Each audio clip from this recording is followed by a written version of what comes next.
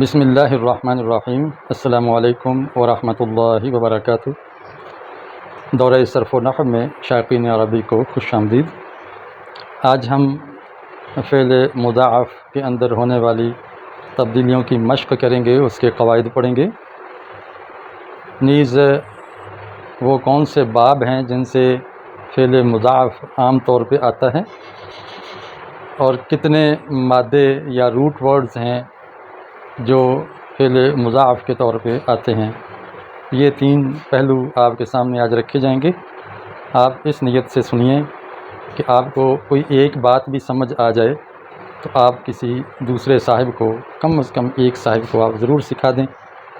نہیں سکھا سکتے تو ویڈیو شیئر کر دیں، تاکہ یہ فیض، یہ فائدہ بہت دور تک لوگوں کو پہنچے اور لوگ قرآن کی زبان سمجھنے لگ جائیں اور اس کی مدد سے قرآن سے رہنمائی لینا آسان ہو جائے۔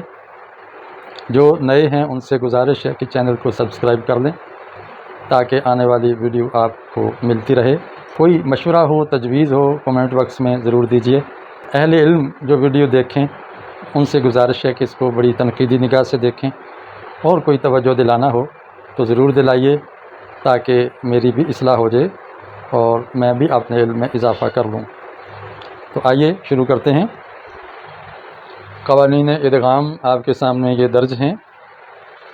یہ بڑی بریکٹیں دو میں نے لگائی ہیں، 1 سے لے کر 3 تک یہ قاعدے یہ بالکل مضاعف کے بارے میں ہیں، یعنی جس میں ایک جنس کے 2 حرف آ جاتے ہیں، ہم جنس حرف آ جاتے ہیں۔ اور یہ 4 قاعدے، 4 سے لے کر 8 تک یہ 5 قاعدے یہ ہم مخرج حروف کے حوالے سے ہیں جس میں ادغام ہوتا ہے۔ تو چونکہ میں نے پچھلی ویڈیو میں بتایا بھی تھا کہ ادغام مضاعف میں بھی ہو رہا ہے اور ہم جنس حروف میں بھی ہو رہا ہے، اور اس کی وضاحت بھی میں نے کر دی تھی کہ ہم جنس حرف کس کو کہتے ہیں اور مضاعف کس کو کہتے ہیں۔ آپ اس سے پچھلے لیکچر سماعت فرما سکتے ہیں۔ تو سب سے پہلا یہ ذہن میں رکھیے کہ مضاعف کے اندر جو تغیرات آتے ہیں وہ 3 طرح کے ہیں: ادغام، حذف اور ابدال۔ ادغام ہے کہ ایک دوسرے میں داخل ہو جانا، حذف ہے کہ ختم اور مٹ جانا، اور ابدال ہے کہ تبدیل ہو جانا۔ ادغام تو قیاسی ہے، ایک فارمولے اور قاعدے کلیے کے ساتھ ہوتا ہے۔ وہ یہ ہے کہ 2 حرف ایک ہی طرح کے آ جائیں حرف اصلی کے طور پہ، تو ان میں سے ایک دوسرے کے اندر داخل ہو جاتا ہے۔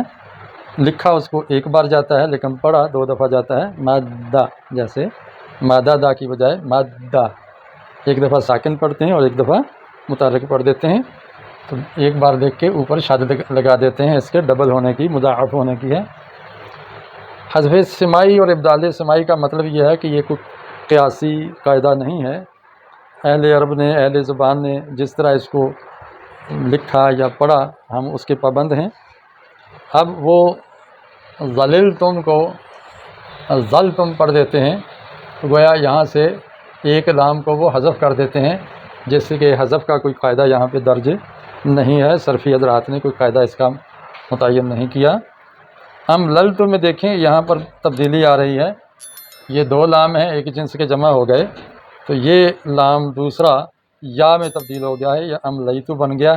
کیوں تبدیل ہوا ہے، کیا قاعدہ ہے، تو یہ سنا سنایا ہے، اس کے اندر کوئی قاعدہ کلیہ نہیں ہے۔ اب قاعدہ کہاں ہے، تو یہ 3 قاعدے آپ کو بتا دیتے ہیں کہ اگر اس طرح ہوں مادہ دا، جیسے یہاں بہت سارے آپ کے سامنے مادے یا حروف اصلی لکھیں، آما ما با سا سا با لا لا، تو ان کو مدغم کر کے تو 1-2 حرفوں کی شکل میں لکھا ہوا ہے۔ اس پر آپ پڑھیں گے اما بس بل تب جد جز، اس طرح آپ پڑھیں گے۔ تو جب 2 حرف ایک جنس کے آ جائیں اور دونوں ہی متحرک ہوں، تو پہلا فارمولہ یہ ہے کہ پہلے والے کو ساکن کر دیں، چاہے اس پر پیش ہو، زبر ہو یا زیر ہو، کچھ بھی ہو جائے۔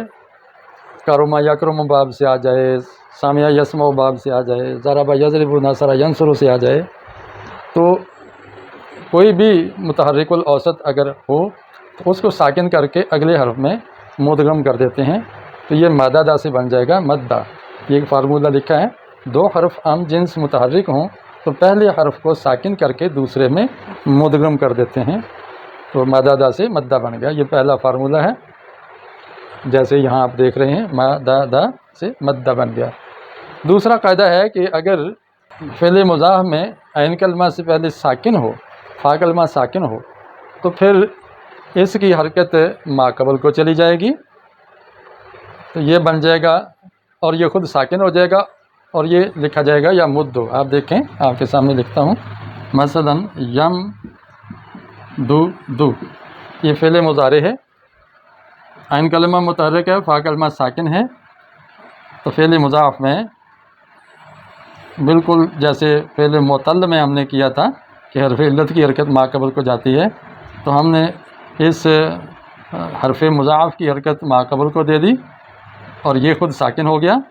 اب پڑھیں تو پڑھا جائے گا یا مدو. اگر یوں لکھیں تو تب بھی اسی طرح پڑھا جاتا ہے، یا مدو یا مدو یا مدو، ایک دفعہ ساکن اور ایک دفعہ متحرک پڑھا جا رہا ہے. تو اس کو ادا کریں گے پڑھ کر دونوں کو اور لکھیں گے ایک بنا کے، یہ یمد ہو گیا. اس طرح یہ ادغام ہو رہا ہے فعل مضاعف میں. یہ دوسرا فارمولہ ہے. یہ لکھا ہوا ہے کہ پہلے حرف کی حرکت فا کلمہ کو منتقل کر کے ساکن کو متحرک میں مدغم کریں. یعنی یہ دو حرف ہم جنس آ گئے، پہلے حرف کی حرکت ما قبل ساکن کو دیں گے اگر وہ ساکن ہوگا. تو یہاں ساکن نہیں تھا تو پیچھے نہیں گئی، یہاں اب ساکن ہے فا کلمہ، اس کی حرکت پیچھے چلی جائے گی، منتقل ہو جائے گی اور یہ دال خود ساکن ہو کے اگلے حرف میں مدغم ہو جائے گا. یہ ہے دوسرا قاعدہ فعل مضاعف کا. تیسرا قاعدہ کیا ہے کہ اگر عین کلمہ مضاعف میں متحرک ہو، اس کے بعد بھی ساکن ہو، پہلے بھی ساکن ہو، دو ساکنوں کے درمیان یہ ڈبل حرف آ گیا ہے عین کلمہ کے طور پہ، تو کیا کریں گے؟ تو پھر ہم یہ حرکت اس فارمولے کے مطابق پیچھے دے دیں گے. اب دیکھیں، مثال کے طور پر میں اسی کو لے لیتا ہوں. اس پر ہم نے حرف جازم داخل کر دیا لم، تو یہ جازم جب آتا ہے تو آخر میں جزم دیتا ہے، تو یہ بن گیا لم یم دد. اب دال متحرک ہے، ما قبل ساکن ہے، ما بعد بھی ساکن ہے، تو ما قبل کی کو یہ حرکت چلی جائے گی، یہ بن جائے گا یم یا مد. اب دو ساکن ہیں، ان دونوں کو پڑھنا مشکل ہے. اب ہم اس کو مدغم بھی کر دیں، مثلا دال کو دال میں مدغم بھی کر دیں، تو ڈبل کی نشانی ہم لگا دیں یہاں پہ. اب سوال پیدا ہوگا کہ اس شد کو پڑھیں کیسے؟ اس پر زبر پڑھیں، زیر پڑھیں، پیش پڑھیں، کیا پڑھنا چاہیے؟ اس ساکن کو کیا دیں؟ اس کے 4 اصول اہل صرف نے لکھے ہیں، 4 طریقے لکھے ہیں اور چاروں جائز ہیں. ایک طریقہ یہ ہے کہ اس ساکن کو ہم حرکت دے دیں. الساکن اذا حرک بالکسر، جب ساکن کو حرکت دی جائے تو کسرہ کے ساتھ دی جاتی ہے، تو ہم اس کے نیچے کسرہ لگا دیں گے، یہ بن جائے گا یمدی، لم یمدی. دوسرا طریقہ ہے کہ اس کو ہم فتح دے دیں، کیونکہ فتح جو ہے اخف الحرکات میں سے ہے، یعنی ہلکی ترین حرکت ہے، اس لیے یہاں پہ ہم کسرہ کی بجائے فتح لگا دیں گے، تو یہ بن جائے گا لم یمدہ. تیسرا ہے کہ ہم اس پر کسرہ بھی نہ دیں، فتح بھی نہ دیں، ضمہ دے دیں. ضمہ کیوں دیں؟ ما قبل ضمہ کی موافقت سے، کیونکہ اس کے پیچھے ضمہ آ رہا ہے، تو اس پر بھی ہم ضمہ دے دیں، تو یہ بن جائے گا یا لم یمدو، تو یہ بھی جائز ہے. چوتھا یہ ہے کہ ہم اس کو اس کی اصلی حالت پر برقرار رکھیں، تو یہ یم دودھ تھا، یہ لم یم دودھ، اسی طرح ہم اس کو لکھ دیں اور اس میں کوئی رد و بدل نہ کریں، کوئی تغیر نہ کریں، کوئی ادغام نہ کریں، تو یہ چاروں صورتیں جائز ہیں. یہ ہے تیسرا فارمولہ.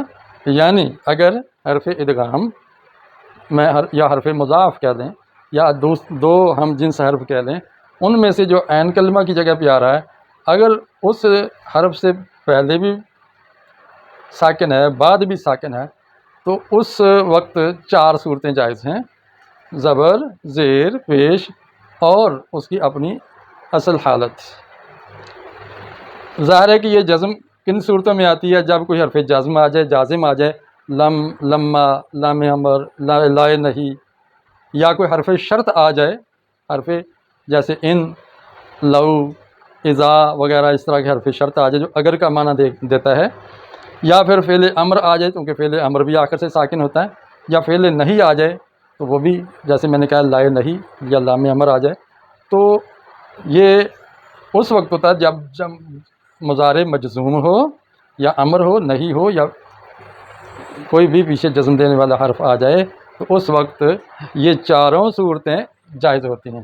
مثال کے طور پر اگر آپ بنانا چاہتے ہیں فعل امر مدہ، فعل امر کیسے بنتا ہے؟ فعل امر بنتا ہے، اب ہم یم دو لیتے ہیں، یم دو، تو ہم نے پڑھا تھا کہ فعل امر بنانے کے لیے سب سے پہلے علامت مضارع ہٹائی جاتی ہے، پھر آخر سے ساکن کیا جاتا ہے، پھر اگر شروع میں ساکن ہو اس کو حمزہ امر دیا جاتا ہے، پھر حمزہ امر کو حرکت عین کے موافق دی جاتی ہے، اگر ضمہ ہو تو ضمہ، فتح یا کسرہ ہو تو کسرہ دیا جاتا ہے، یہ بن جائے گا امدد۔ اب ہم نے ابھی قاعدہ پڑھا ہے کہ اگر فعل مضارع میں بعد میں بھی ساکن ہو پہلے بھی ساکن ہو تو اس کی حرکت پیچھے چلی جائے گی، تو یہ بن جائے گا، اب یہ دو ساکن جمع ہو گئے، ان کو پڑھنا مشکل ہے تو ہم کیا کریں گے، ہم اس طرح کریں کہ ان چاروں صورتوں میں سے کوئی ایک صورت اختیار کر لیں گے، یا تو اس کو ہم پہلے ادغام کریں گے امد، اب شد پر زبر دیں گے اگر وہ دینا چاہیں تو اخف الحرکات یعنی ہلکی ترین حرکت سمجھتے ہوئے، یا زیر دے دیں گے، یا ساکن و اذا حرک حرب کا بالکسر، یا ضمہ دے دیں گے کیونکہ اس سے ماقبل ضمہ ہے اس کی موافقت کرتے ہوئے، یا پھر ہم کیا کریں گے، کچھ بھی نہیں دیں گے، ہم اس میں کوئی تبدیلی نہیں کریں گے اور اس کو ویسے ہی لکھ دیں گے، امدد لکھ دیں گے۔ جب یہ کریں گے، تبدیلی کریں گے، تو پھر ظاہر ہے اس حمزہ امر کی ضرورت باقی نہیں رہتی، کیونکہ اس کے ماں بعد ساکن نہیں ہے بلکہ متحرک ہے، تو یہ مدہ بھی پڑھ سکتے ہیں، مدی بھی پڑھ سکتے ہیں، مدو بھی پڑھ سکتے ہیں، مدہ، مدی، مدو، یہ تینوں قرأتیں فعل امر میں جائز ہیں، اور چوتھی یہ اپنی اصلی حالت میں امدد کہنا بھی جائز ہے، قرآن مجید نے اس کا لحاظ رکھا ہے۔ امید ہے کہ آپ کو یہ سبق آسان لگا ہوگا، کوشش کیے، بڑی محنت کرتا ہوں کہ آسان کر کے نقشے بنا کے مثالیں دے کے اور کچھ ہٹ کے آپ کو دیا جائے، تو مجھ سے بھی بہتر لوگ کر رہے ہیں کام، لیکن مجھے تو اپنے حصے کا کام کرنا ہے۔ آپ کو کیسا لگا؟ اپنے تاثر کا اظہار ضرور کیجیے گا۔